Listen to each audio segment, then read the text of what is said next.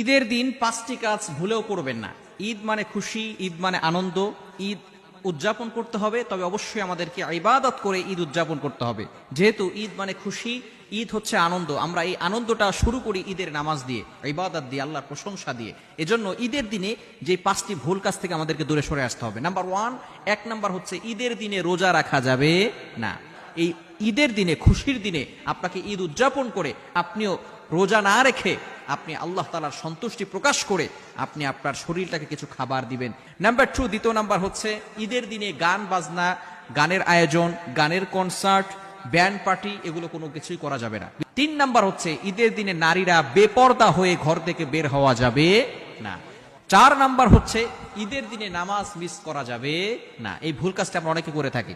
5 number হচ্ছে যে ভুল কাজটা করে থাকে সেটা হচ্ছে মদ, জুয়া, এই ধরনের হারাম কোনো কাজের সাথে সম্পৃক্ত হওয়া যাবে না।